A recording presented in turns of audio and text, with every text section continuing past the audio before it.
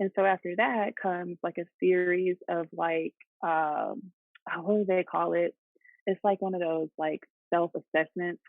So like after I finish applying, it's like, but wait, you have one more thing to do. And that one more thing is to answer like 75 questions in one setting.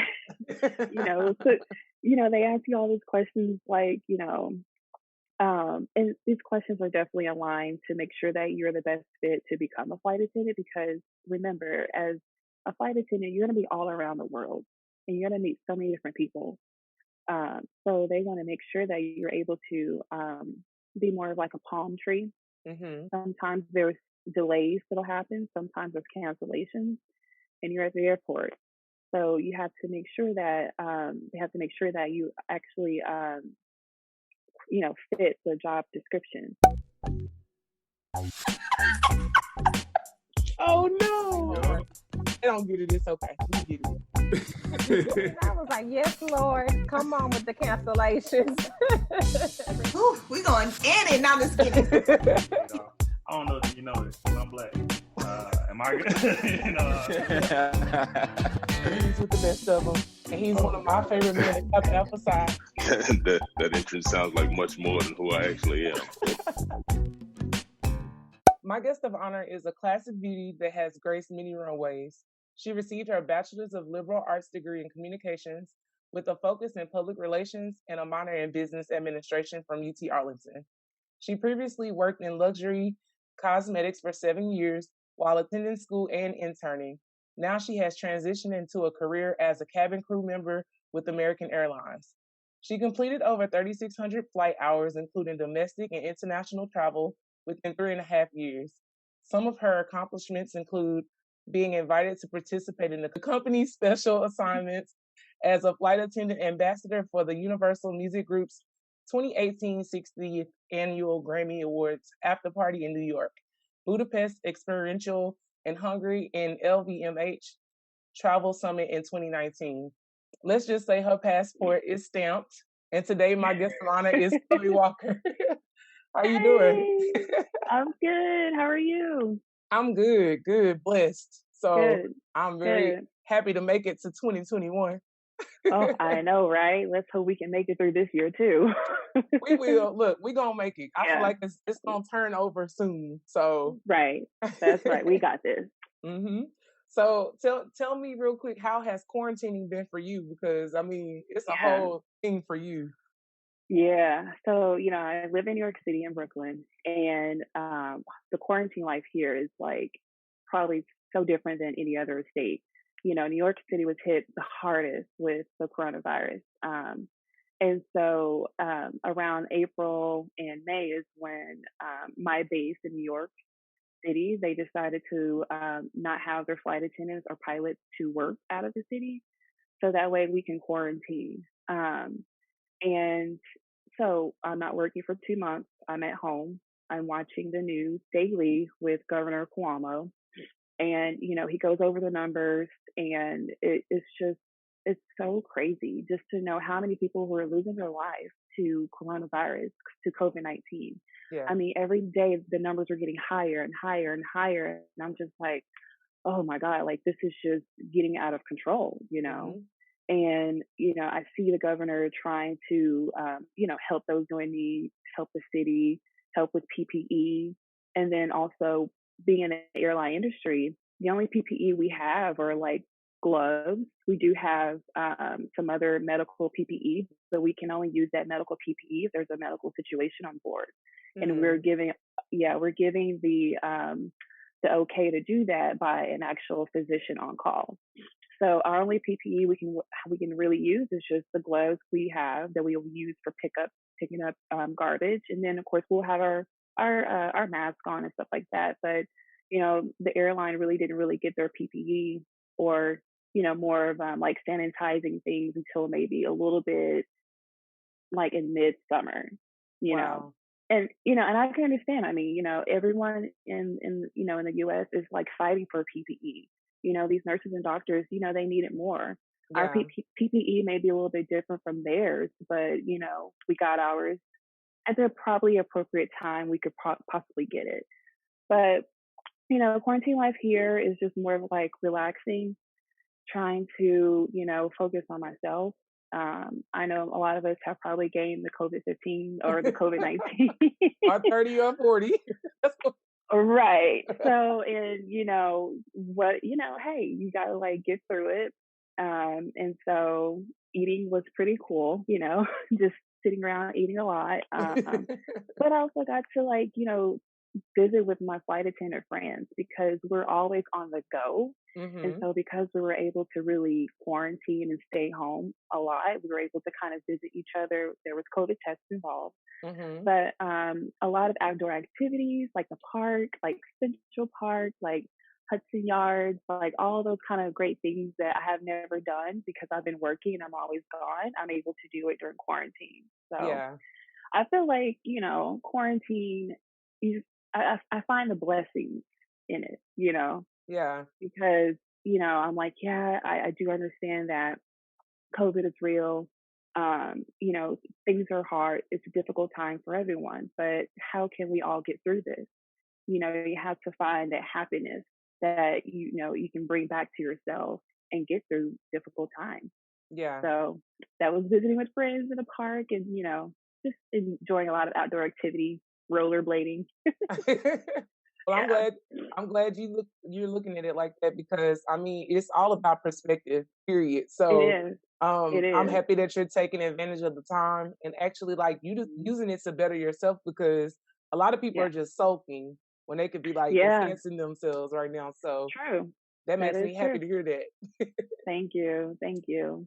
So tell me a little bit about how you came to the conclusion that you wanted to be a flight attendant and that process a Mhm. little bit. So I've always wanted to be a flight attendant, um, particularly around like my mid 20s. I really thought about it more. I Mhm. actually had one of my best friends. She was a flight attendant for Delta Airlines at the time. And she, loved it. Even though she was based in Atlanta, she moved away from Fort Worth to Atlanta. Mhm. I still got to see her like all the time. So it's kind of like she never really left. Mhm. But just seeing like the smile she has every time when I see her because she just probably came from Paris or Yeah. whatever, And so I'm like, like maybe that's something I should like probably look into because I've always loved to travel, Mhm. but I wanted to do a little bit more. And so then, well, at the time I was still in school at UTA. And Mhm. so she was like, no, what you need to do is just go ahead and graduate first because you're almost there. You're a Yeah. senior. And I'm like, yeah, okay, yeah. So then I'm like, okay, sure, why not? So then I graduated and then I started to really look more into it a little bit more after. But I mean, I don't know. I feel like there was like this. She was like an angel, my best friend, because she was just kind of like there to like say, all the good things about the job that comes with the job, Mhm. and to be living this experience is pretty cool. I mean, I can't believe I'm in New York City where I'm based, and doing something that I actually truly love, you Yeah. know? Yeah. That's amazing. Look, a lot of people don't even have the courage to leave their hometown. So tell me No. tell me a little bit about what that was like transitioning to a whole Yeah. nother place and like making Yeah. that decision to move. Yeah. So I've always wanted to live in New York City, like no doubt. Mhm. When I was a student at UTA, trying to get my degree in public relations, I knew that New York is the place for me in public relations. Mhm. And so that's the city that I sought out for. And I didn't go through that way of, I didn't go through the way of moving to New York City with PR. I did it with another career. Mhm. But the whole moving aspect was kind of scary because, I've been in Fort Worth like since I was born and it's like home. Mhm. And, this career has definitely pushed me to step out of my comfort zone and to actually take that leap of faith and move to a big city where, there's so many people here. It's Mhm. the hustle and bustle. It's never quiet. Back at home in Fort Worth, you would probably hear a bird chirping out of your window. Here, you hear a siren. So you have to like get used to the adjustment because it is a huge adjustment. But like you said earlier, like home is home. I go Mm-hmm. home to see my family here and there, and that's what really grounds me. Mm-hmm. And my mom is like, you can always come back home, and I'm like, I know, Mom, but I live in New York, but Yeah. I will come and visit, but I'm not going to just move back home because I do love it here. Yeah. It's totally different, but it can be a struggle to leave home because that's all you know. Mm-hmm. Everyone's there, all your friends are there, and you're afraid that you may not make any friends in the new place you're going to move to. But time will tell. Everything will come about, and you'll make it. Yeah, that's absolutely true. I'm a firm believer in when you put yourself in like difficult positions, like you learn more Hmm. about yourself. So can you Do.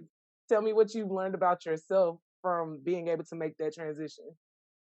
Oh, well, one thing for sure is that I've grown so much. I felt like if I would have stayed in Fort Worth, I wouldn't grow. Yeah. Being here in New York City, where the hustle and bustle is here every day. Even though with quarantine, the quarantine life here in New York City, I still feel that like aura of like a hustle and bustle. Like you're always trying to look for the next best thing, and you're trying to, build yourself, build your character. And I don't know, I just feel like I've grown so much, and I like owe it to actually moving away from home. Some Mm-hmm. people may not, some people may not know who they are until they actually get out of that comfort zone and move somewhere else. Yeah. And I applaud anyone who actually does that because I know it can be really hard. But the transitioning can be difficult, but you'll get there. Yes, absolutely. What advice would you give someone whose parents have coddled them and like kind of Yeah. kept them sheltered a little bit? What advice would you give them Hmm. to even get to the headspace to make the move? Yeah. I would say the best thing is always to like talk to your family about what you're looking forward to in the future. Mm-hmm. If your parents were coddling you and just putting their loving arms around you a lot, then they should be able to like listen and support your decision to actually move away. Mm-hmm. And it will be tough for them to say, okay, I'm going to have to let you go, let you do your thing. I totally get it because my mom was one of those people. She was just kind of like, stay home, don't go anywhere. I love it. I love you here.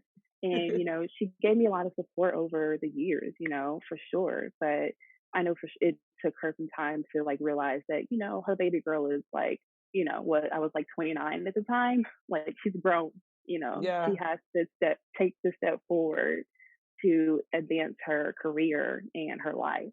absolutely. So yeah, if you have like loving parents that'll just listen and they'll support you, they for sure will. Yeah, sometimes you just have to show them, Yeah, sometimes like you do. you just got to be like, I love you, but I'm gonna Hmm. respectfully disagree, Right, and I and be gotta like this, go. Yes, and I I gotta gotta go. go. But you can come visit. You can come visit, Yeah. but I gotta go. Like, I'll send you a Yeah. ticket and everything. You gonna get on the flight or Right. no? Right. Exactly. Exactly. There's always like that moment where you can come together and, revisit, things as far as like past times. Like, that stuff will never leave you at all. If you have your family, like family is everything. They are. I have to have mine. I mean, I love them to death. Yeah. So, well, love them to Yeah. life. Love them to life. Yeah. Um, Yes. so I wanted to ask you, with you being a flight attendant, what are Hmm. the top places that you love that you visited already? Like, what are your top 5 Hmm. like places that you've gone? Top five. Okay. So this may sound crazy, but I really, really, really, really love like Boston. Most people think of other places like, out of the states, in other countries as their top place on their list. But for me, it was Boston. I don't know why. Um, It's so I don't different. know. Yeah, it's almost kind of like, well, to me, it's like a nice city, um, but definitely not far from New York, and it definitely kind of has that like big city flavor, but it's a small city, you know? Yeah. So like, I've always thought if I ever had to like move away from New York City, it would be somewhere in Boston because I feel Okay. like I get that like city life. But it's a smaller city, so a little bit quieter. But yeah, so I like Boston, Um, it's like, as a country, I do enjoy London for sure. It's definitely like New York. One thing about moving to New York that I really love is that you don't really need transportation. Yeah. So, we have the MTA, the subway. We also have buses, and so does London. You can get around pretty much in Europe by just like public transit. Yeah. And so, anyone who is definitely scared about moving to a city because you don't have a car, blah blah blah, pick the city that will offer you transportation easily. Yeah. So maybe New York, Chicago, even DC. If you want to move abroad, for sure, like London or Paris, like those kind of places, like you don't really need a car. You have Hmm. public transit. But so I like what Boston, London. I like Paris. Paris is nice. That like I don't know. It just feels like it's the place of love for some Yeah. reason. Love and fashion, like Right. love and high fashion. But I would say really those are my top three choices. Um, my fourth choice would for sure be Milan, Hmm. and then my fifth choice would be Spain. I like Same. Spain. Yeah, Spain is nice. They got some good food out there. I was just about to say the food is Mm. probably amazing in Spain. Oh yeah, for sure. The food, and the men. Yep. Of course, because they're all chasing you like, hey, Right, right, super right. pursuing. Yeah, right. Yep, yep. That's so funny. Well, I'm glad that you've gotten to visit all those places, but you did just mention fashion, so I want to talk about that real Hmm. quick. I know Yeah. that you're a model. You've done a lot of work in that field as well. So can you tell us a little bit Yes. about that? Yes. So I started modeling, oh, like when I was 23, 24. Mhm. Well, 23, yeah, 24. Did it for about 7 to 8 years. Mhm. So how it happened was I was at the beauty shop with my mom getting my hair done, and one of my brother's childhood friends, she goes to the same hair salon, and her husband is a fashion designer, and so he needed someone to be in his fashion show. He needed more models. And Mhm. so my mom was like, Chloe, do you want to do it? And I was like, sure, why not? Like, I've always wanted to. Mhm. So I went over to their house, did like a couple, like, viewings, if you want to call it that. Um, we sat down, we talked about what would come out of this, and I just knew that it would be so fun. And so the first time I was on a runway, like in Fort Worth at the Bath Hall, I was just like, this is insane. Like, I mean, it's a production. You Yeah. have a production. Like, this isn't something like, like a church fashion show or anything. This is like a big production. And this designer, he is a big production. His name is Sean D. Florence, and he's in Fort Worth, Wow. Texas. So he brings the whole production. He has sound, stage, lights, music, entertainment, everything. And then his clothes for sure shine on the runway. Yeah. So, I've done a lot of modeling with him because I trusted him a lot more than some other people, honestly, because I feel that, his values kind of align up with mine.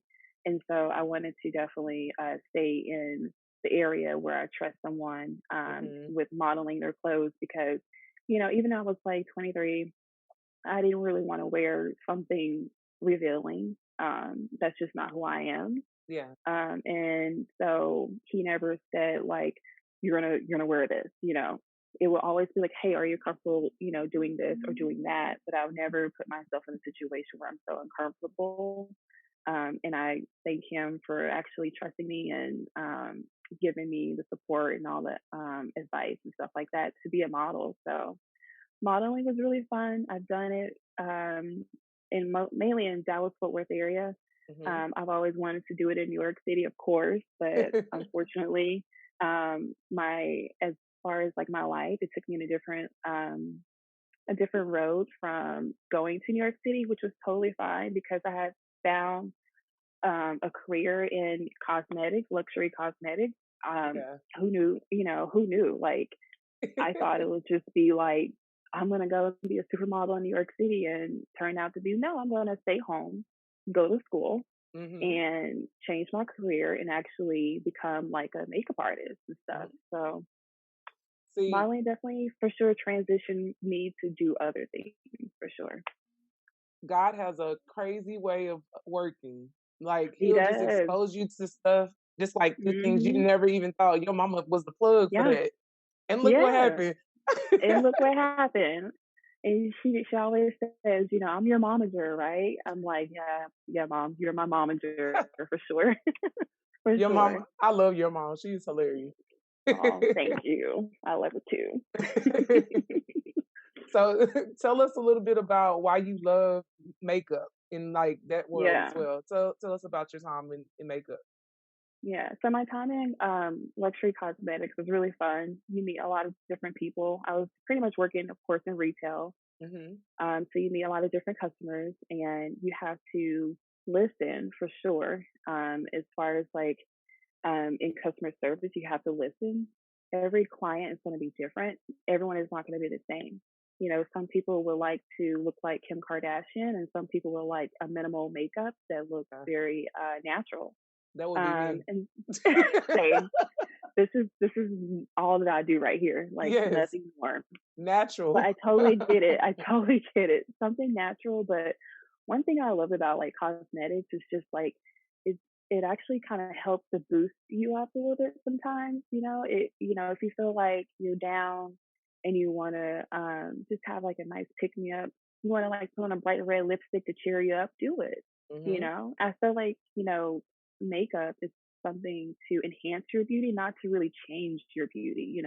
Everyone has their own natural beauty. So you have to find the cosmetic to align with that and to enhance your beauty. So that was my main focus or my mission as like a cosmetologist, like a makeup artist, just to find someone's natural beauty and for them to leave away thinking I had a great experience. And sometimes it can be a way to help someone find who they really are. I've had some, women come in and they're like, I've never worn makeup, but I want to do it. And I said, okay, well, we can, try a little, like a little 5-step program where you gradually move yourself into makeup. Now, I'm not going to just throw someone into makeup. Gradually go. And then they say, yeah, you don't like that. No, I don't like that.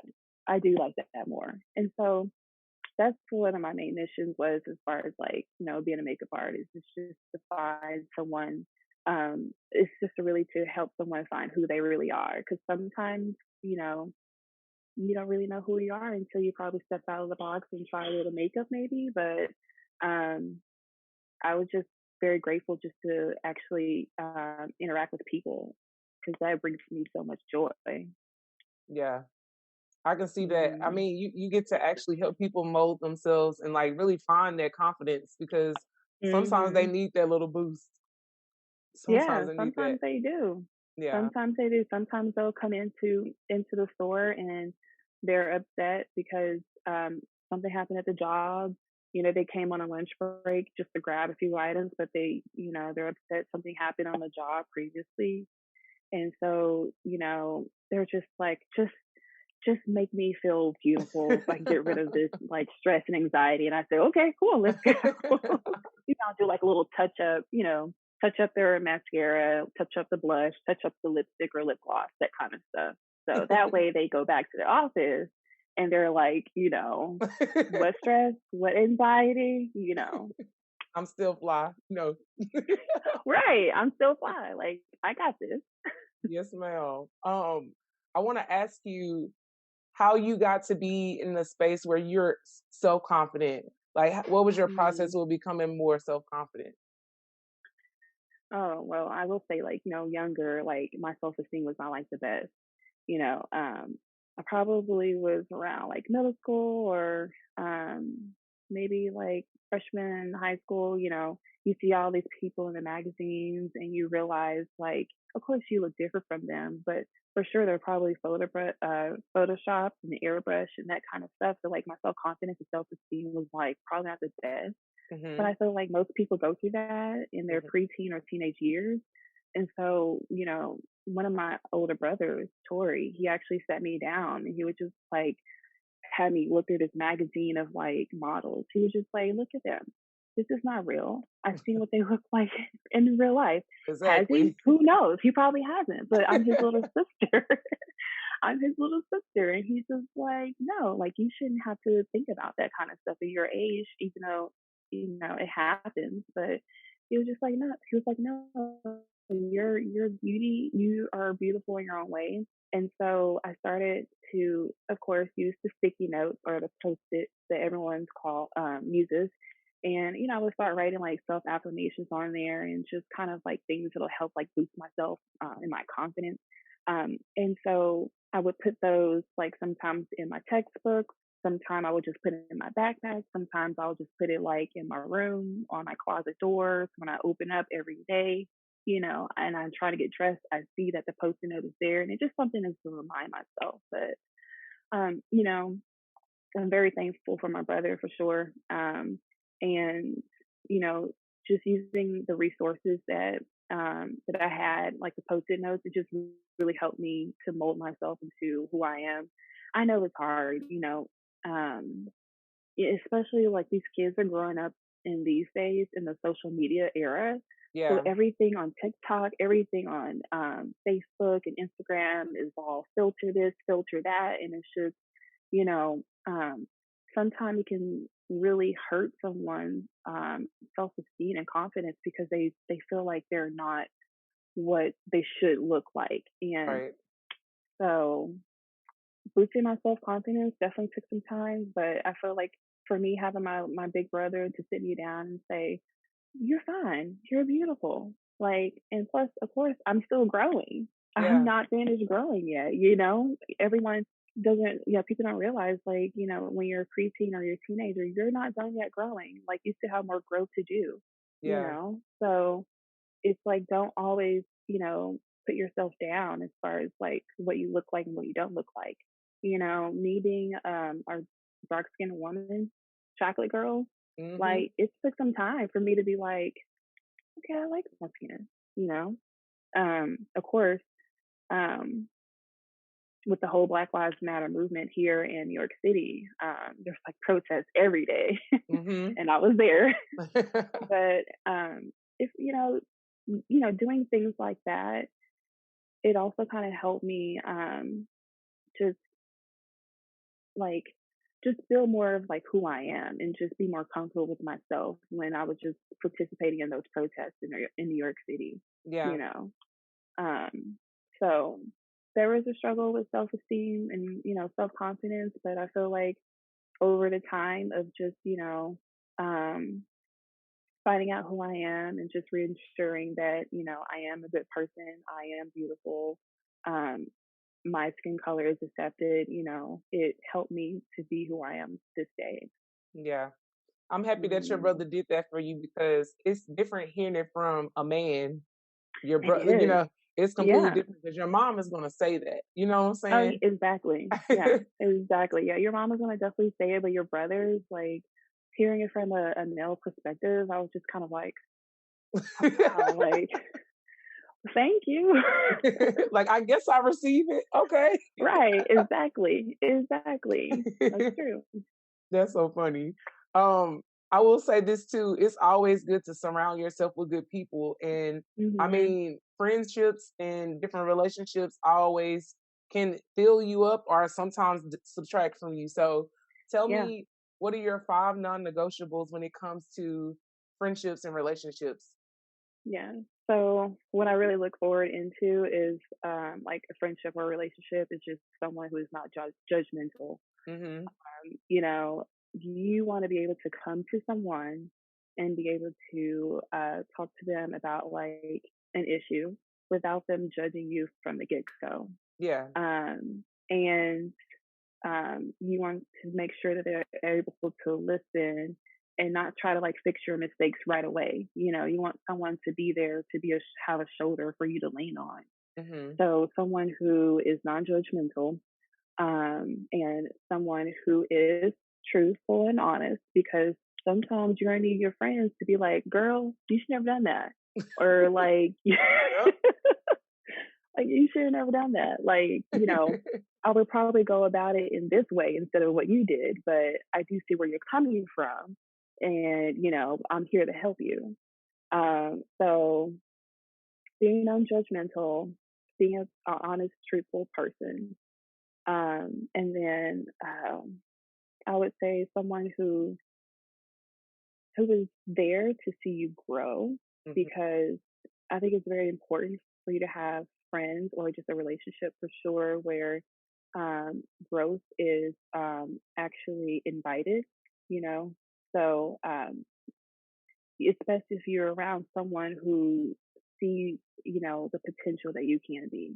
So say for instance, you want to become a doctor. Surround yourself with people who actually support you and who see that you can be a doctor and it is achievable. Mm-hmm. It's, you know, I think we all learn, you know, being around the wrong set of friends will definitely get you in the wrong place, you Oh know. yeah. Coming from experience, For real. you know. For real. So it's always best for you like surround yourself with people who will actually support you and not try to like tear down your goals, your future. Um, so I said what? Someone who's not judgmental, someone who is trustful and honest, and someone who will see you to grow. I also will look for someone to just to be there, you know. So someone who can just like listen to me whenever I just want to just spill my guts and, you know, not, you know, take away, you know, my my floor, the floor that I have where I just want to like just spew it all out. Mm-hmm. You want to make sure you're surrounded with people who actually like you for you. Mm-hmm. So growing up in my teenage years or even my early 20s, you know, I've been around people who just didn't like me for me. There was always peer pressure going on. And, you know, as far as like peer pressure, you have to actually, you have to like physically and emotionally like put yourself in a situation to actually say, no, I'm uncomfortable doing this. And you tell them why, and then you move on. Mm-hmm. So, you know, surrounding yourself with people who love you for yourself is what you need Yeah. in life. And for sure, it'll take you from where you are to like even further, you know, if you have that love and support, you know, someone who doesn't want to change you, you know. Yeah. I agree wholeheartedly. Yeah. Yeah. Yeah. We all define our paths for ourselves, like success for Hmm. ourselves and happiness for ourselves. And I think it's important to be an individual and know who you It are is. so you It can stand is. up for what you believe in. So definitely. Yeah. How would Hmm. you define success and happiness? So for me, success and happiness is, you know, do what you love, you know. So as far as me going to UTA, trying to get my degree in PR, I did that because I thought that's what's going to bring me happiness. Mm-hmm. But what truly brought me happiness is like being out of Fort Worth, Texas, traveling, Yep. you know, that kind of stuff. And so, you know, I found my happiness by just catching a flight, you know, that brought me happiness, just being able to, you know, at that time, before I became a flight attendant, I was always able to go to like Atlanta to visit my friend who was working as a flight attendant for Delta, Mm-hmm. or sometimes I'll just meet her in Miami for a weekend. So my true happiness just came from just traveling and just like putting myself in so many different cultures and just Mm-hmm. embracing it and just being around different people, especially at work. Work is very diverse and I love it, especially so I'm in New York City. It's a melting pot. So my coworkers come from all different backgrounds, all different walks of life. And, you know, that just brings me happiness because I'm like, this is what the world is. This is what Yeah. it's supposed to be, you know, and I feel so comfortable too. You want to make sure you're always comfortable with this that you desire. Yeah. for sure. Mhm. But will you tell me or explain to the people how they can go about going into the flight attendant world? Like, what does that look Mhm. like? What is the mission and Yeah. the path for that? So the path to it can be kind of long, like a long journey, but it is achievable. Um, so what you will do is you'll go to, well, what you should do is research. You should just research the company that aligns with your values. Look more into the background of the company. What do you like about this company versus the other company? And that should be at any job. Hmm. So you'll do your research. Once you find your company that you want to pursue, um, you go to their website, just log on and see if they have any openings for cabin crew members, and then just hit apply. And so after that comes like a series of like, what do they call it? It's like one of those like self assessments. So like after I finish applying, it's like, but wait, you have one more thing to do. And that one more thing is to answer like 75 questions in one setting. So, they ask you all these questions like, and these questions are definitely aligned to make sure that you're the best fit to become a flight attendant. Because remember, as a flight attendant, you're going to be all around the world and you're going to meet so many different people. So they want to make sure that you're able to be more of like a palm tree. Hmm. Sometimes there's delays that'll happen. Sometimes there's cancellations, and you're at the airport. So you have to make sure that they have to make sure that you actually fit the job description. And so you're going to be around so many different people who are diverse. The self-assessment, like questionnaire, then you'll probably hear back from them maybe in a few weeks, or maybe a month, maybe 2 months, maybe a year later, because they're so busy. There's over 300,000 people applying to be a flight attendant. Wow. Yes. And I remember at my graduation, they were saying that it's so hard to become a flight attendant versus getting into like Stanford or Harvard. It's like, Wow. I know. And I was just like, are y'all sure? And then they're like, yeah. I'm like, are y'all sure? It makes 'Cause sense I'm like, though. it does make sense, because I'm just like, just looking at everything, I'm just like, wow, everything pretty much definitely does make sense. But so after that, you'll hear from them. They'll set you up for an interview, and the interview, it comes in two phases. There is a group interview, Mhm. and then after that group interview, there will be a one-on-one. And then from there, I believe they'll tell you like, well, we'll be looking forward to moving you along the lines of training. Okay. And then once you go through booking your date for training, then that's where the real stuff happens, because that's where you're like in class for sometimes like 13 hours, Ooh. because they want to get you ready for the real world traveling. Yeah, they'll sometimes you'll be in the classrooms for like 13 hours, but you're not always in the lectures. They have other stuff. Trainers is what they call it. So they have these actual like aircraft that they build, so that way you can train in an aircraft, so you'll know what it's like to be really when you're 30,000 feet in the air. Yeah, so they have like the simulators in the training academy, and so it's built to mock an actual aircraft. And so what it's like, you'll know what it's like to be 30,000 feet and how things should go if there's a medical situation or be doing service for the flight. And so that process for training can take from anywhere to 6 weeks to 8 weeks, depending on your airline. Yeah. And some airlines do pay for training and some don't. And this is why you have to like do your research before you actually apply, because I didn't know this. I thought it was a given that they'll do a paid training, but it wasn't. there was another airline who wanted me to fly out to I think it was like San Francisco, and I would have to find my own flight there and back. I would have to find my own place, my hotel to stay in. and I think they probably provided transportation. Not sure, but I knew that job was not for me. Right. And then and then American Airlines came. I'm like, great, it's in Fort Worth, Mm-hmm. not far from home. The headquarters is in Fort Worth, so I will likely be flying back home on some trip, So Yeah. it's like it's like I never left.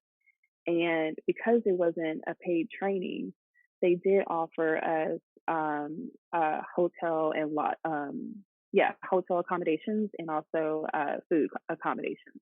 Good. So you want to make sure you're able to like find some kind of way to like look get what you want out of this. If they're not going to pay, we're already going to pay for your food and pay for a place for you to stay. You know, some places do, and some places don't.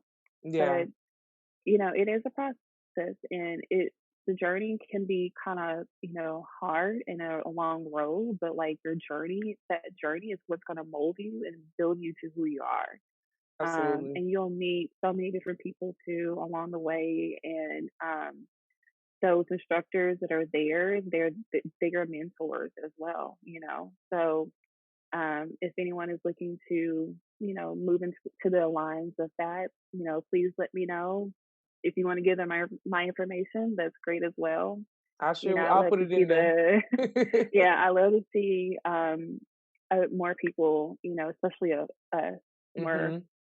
more people of color to join this industry, and especially they need more pilots who are women, Yeah. color, and people of color. So if your dream is to fly, it may not to be a flight attendant, go to try to become a pilot. You have to get your hours, of course, but there are actual places where you can get your pilot's license and use that to get into any other airline. Or if you want to fly private, you do private. So this industry definitely gives you more more gateways to other kind of things. Yeah. So that's one thing I like about it. What would you say is the greatest benefit though from Mhm. being this industry? I feel like the greatest benefit is just being able to, of course, to like connect with people. Mm-hmm. And so I usually like to fly the business route, which Okay. are for sure DC, Chicago, Dallas, Mm-hmm. and like Boston. Like those are like the business routes. That's what I would call it. And so I get to interact with people who are like either entrepreneurs or people who are CEOs of a company, or someone who's like a vice president. I get to interact with these kind of people, and then just being around them, working in first class, like it just Mm-hmm. kind of like gives me this like reassurance that I can do anything there is. If I ever do want to step out and actually create my own business, then I can Mm-hmm. do it. It is attainable. You So definitely can do it. you definitely can do it. I know I hear it can be tough, but as long as you have your support system and you do what you love, like that's all you need. Yep. And you know your Yep. why. You know your why, You you'll know be your all right. why. You gotta know your Yes, why that's though. right. That's true. For real. That is true. A lot of Yeah. people Okay. don't know about this field. They're like, "What? I could be a flight attendant and get to do all of this?" I'm Yeah. like, "Yeah, American Yeah. I Airlines is a great mean, company to work for." it is. And like, it's some people, I can't lie, even the first year of becoming a flight attendant, I was just kind of like, this is what I'm gonna be doing. Like, is this what I want to do? Because of course you're gonna be gone all the time. That's if you choose to. Hmm. You can create your schedule a little bit. It's not a 9 to 5, which is so great. Hmm. You know, and it's the customer service is a little bit different probably than what you're used to if you probably worked in retail, but it's Hmm. pretty much still like the same a little bit. But the first year I was just kind of like, is this what I really want to do? Like, I'll give it a chance, whatever. And then after maybe 6 months, I was just like, yeah, this is what I want to do. And then I got to do more of the special assignments. Mm-hmm. And, I feel like, because some people are like, well, you just fly all the time. Like, yeah, but there are other opportunities within the airline industry. You don't have to always fly. Yeah. Because some people, they also do special assignments as far as like working in the office in the headquarters in Dallas or wherever Mm-hmm. they're based. Some people do special assignments in other states or other countries. Like some people um, do a special assignment for marketing and advertisement for their companies. Mm-hmm. Whatever they use as far as like advertisement on their website or on commercials, those are usually people who work for the airline industry, whether Yeah. they're pilots, flight attendants, mechanics, someone in the corporate office or whatever. Like those are people that actually work in the job, and so but doing that kind of stuff kind of gets you away from flying, so you're kind of like not too bored. Because I mean, technically, flying, like being a flight attendant, is sometimes it's not the same. Like every day is different. Yeah. So, but doing those special assignments can definitely get out of that funk where you're kind of like, oh, I don't want to fly. Yeah. So It's good to know that you yeah, have that option. I know a lot of people who work on the administrative hmm side for American yeah, Airlines. So oh like yeah, it's like a whole mhm. family. Like they all work for Yes, American Airlines. And they all work, the whole family. yes, the uncle, Oh, dad, the daughters, they all work for they all for work. American, and like some of their hmm offices is like right down the hallway from each other. It's funny. It's like, how y'all all get in here? But it's pretty dope that they all get to work together. They all work together pretty much. Some of their offices are hmm like a few doors Yeah, down, which is amazing. yeah, Like the whole yeah, family works there, and they go on a million yeah, trips a year. So yeah. They do. They do, and you get that added benefit of actually flying for free, and then even your spouse and your kids, or well, depends on who is on the list, but it's it's really rewarding. So yeah, I hope to inspire others who want to like come into this like field or something else that's similar to this. Yeah. yeah. Well, this definitely will spark that curiosity for them, and you did exactly what I wanted you to do. Talk about the whole thing, and I Yay! feel like it'll make people want to like look into it, Oh, even if thank they're you. older. Like, Yeah. yeah. Yeah. So, Yeah, because I actually had someone in my class who was like in my training class, there's like 60 of us. She was like 45. hmm So, I mean, some people start early, some people start late. It doesn't matter, you hmm know. There's still flight attendants who've been flying for at least 50 years. wow. Woo. I know. Would that be me? No. But it is a job that does not discriminate with age for sure. That's great. So yeah. That's good. I love So that. yeah, You don't need yeah, nobody to get you flued out because you can fly yourself out. So, pretty much, pretty much, yeah. And so I mean, there's so much you can talk about with this kind of career, and you make pretty good money too. hmm So it's just never the same every day, and that's what I like about it. Oh, So one more thing I wanted to ask you. When you say you get mhm, based in New York, do they help mhm, you with finding a place, or do you have to just do yeah. all of that on your own? So what it is, in training, when you're going through your classwork, you pick your base.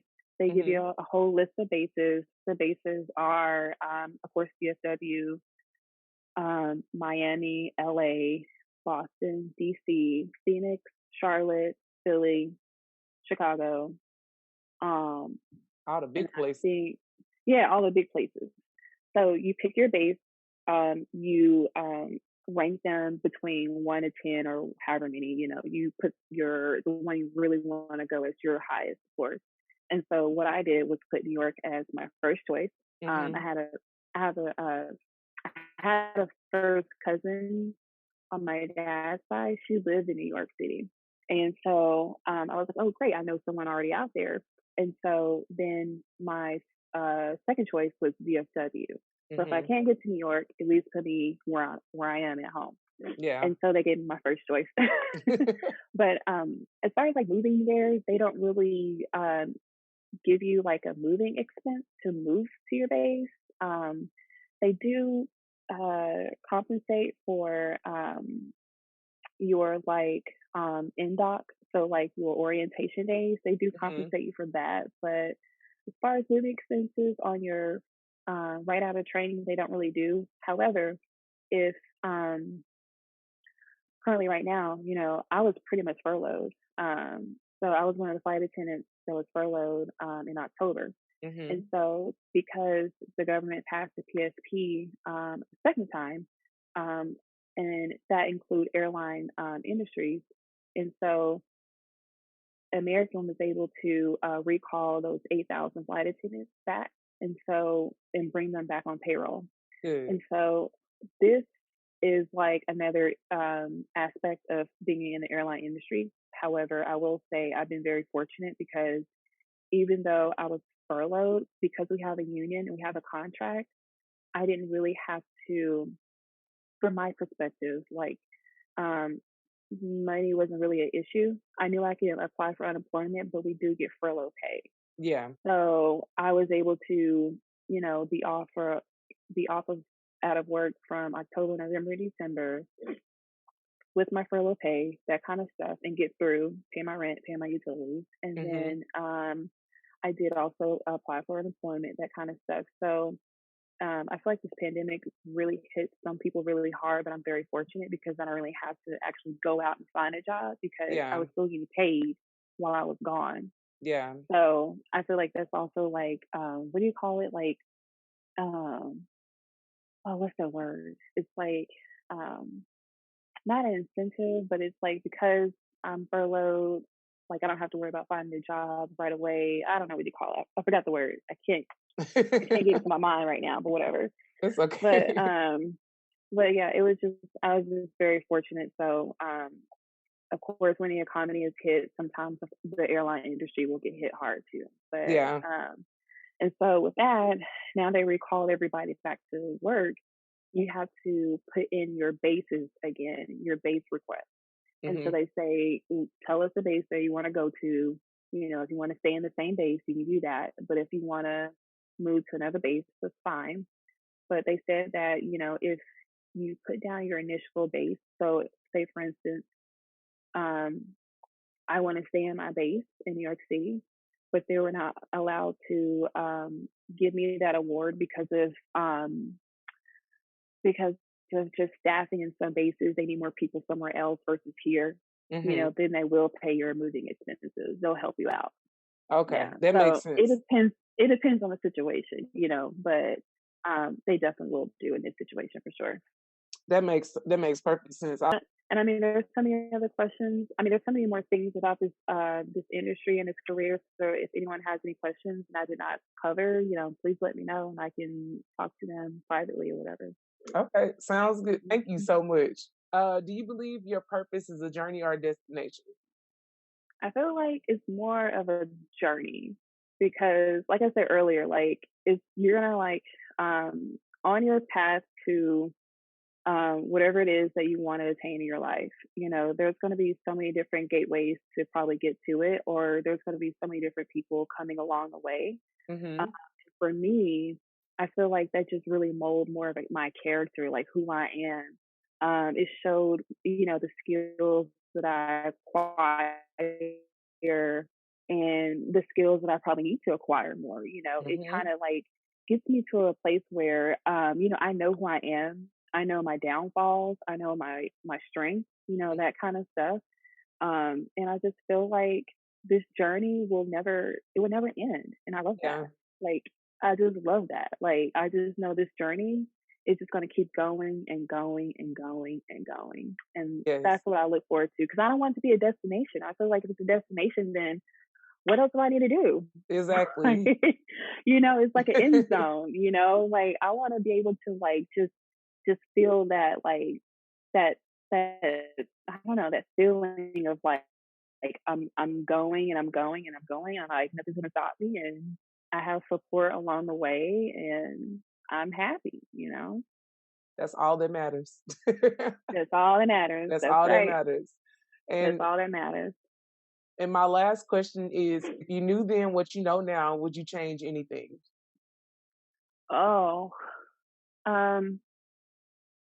if I knew then what I know now, would I change anything?